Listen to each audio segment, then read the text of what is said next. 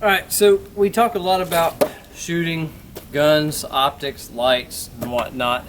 But something else that we talk about at the beginning of pretty much every class that we do, and something that we make sure that we have with us when we go to the range just practicing ourselves, is a med kit or 5, right? And the way we put it and the way it seems logical in our minds is if you're out here and you've got a gun and you're working with tools that can put a hole in you or somebody else, and depending on what pretense that you're training in to begin with, you're trained to put holes in a bad person, and you're afraid that you may be in a situation where a bad person may put a hole in you, it would behoove us to know how to not bleed out. If we're trying to save our lives or other people's lives, we can do that in more than just one way, which would be beyond shooting a gun and stopping a threat, is saving somebody's life or saving our lives.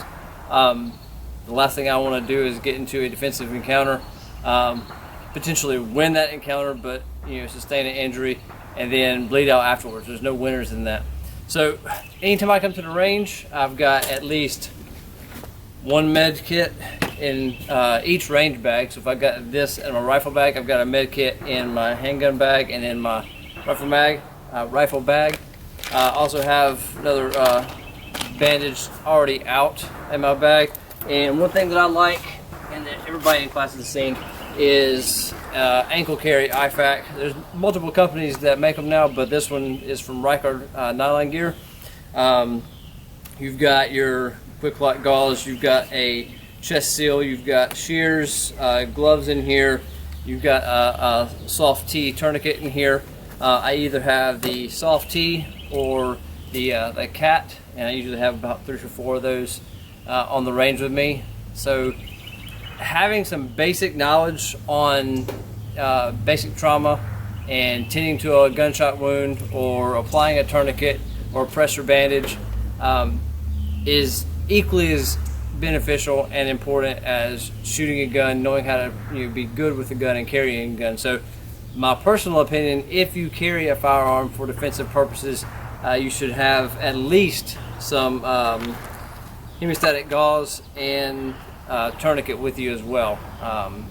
If you really believe that 1% chance or 3%, whatever statistics may tell you, the very low chance of you ever getting into a gunfight is, you've got an equal chance of getting shot, right? And not to even mention that on a day-to-day basis, if you're carrying a med kit, you will find that you will use your med kit far more often than you will ever use your firearm. People can get hurt and people can get cut. People can bleed out from an injury sustained in a car wreck, and we're in cars every single day. It's not just shooting. So I'll get long-winded if I keep talking, but make sure you get a good med kit, get good gear to put in the med kit, and then get at least a basic trauma course under your belt if you're serious about shooting firearms. It's more than shooting.